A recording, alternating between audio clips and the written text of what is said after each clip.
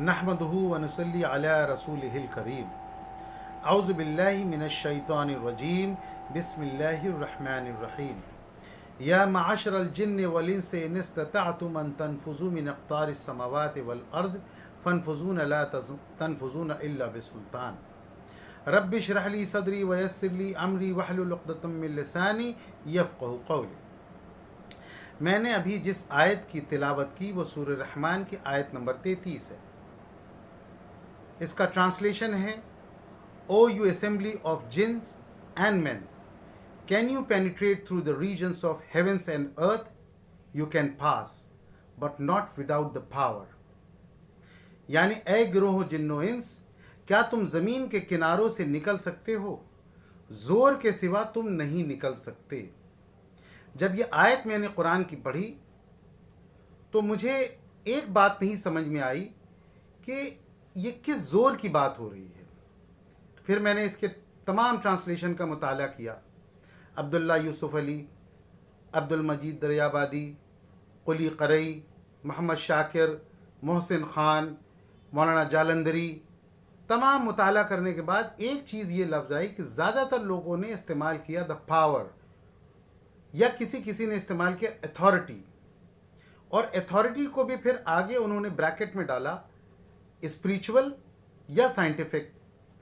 फिर अभी कुछ दिन पहले मैंने डॉक्टर मॉरिस बुकाय, जो कि एक फ्रेंच डॉक्टर हैं, बहुत ही नामचीन डॉक्टर हैं, और उनकी भी बड़ी दिलचस्प कहानी है। किसी दिन इंशाअल्लाह उनके बारे में मैं बताऊंगा आपको। बाद में वो ईमान ले आए थे। चूँकि वो एक साइंटिस्ट थे, जब उनकी नज़र से ये आयत गुजरी तो उन्होंने इसकी वजाहत की कि जिस पावर की बात कर रहे हैं, अल्लाह ताला ग्रेविटेशनल फोर्स की बात कर रहा है कि ज़ोर के सिवा तुम नहीं निकल सकते।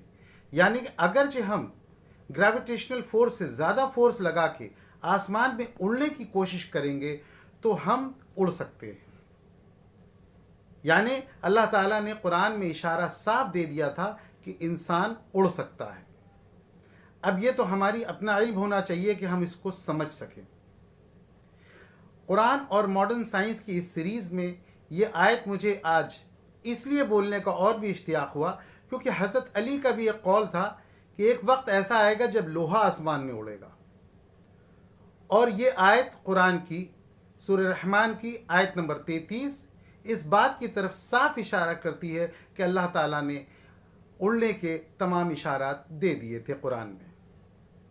और कुरान में इस बात की भी तस्दीक हुई, अल्लाह ने जगह जगह इस बात को फरमा दिया कि हमने दानिशमंदों के लिए इसके अंदर इशारे दिए हैं। इसीलिए मेरे भाइयों, आप लोगों को मैं हमेशा ये कहता हूँ कि कुरान के करीब जाने की कोशिश कीजिए। कुरान को सिर्फ पढ़ना ही नहीं है, इसको समझना है। और मुझे जिस बात पे काम करना है अल नस्र फाउंडेशन, कि आने वाली जो अगली नस्ल हो उसको हम किस तरीके से तैयार करें कि वो हमारे हिंदुस्तान की सबसे बेहतरीन मजबूत कौम तैयार हो। और इंशाअल्लाह इसका आगाज़ मैं लखनऊ से शुरू करूँगा। व आखिर दाना वल्हम्दुलिल्लाहि रब्बिल आलमीन।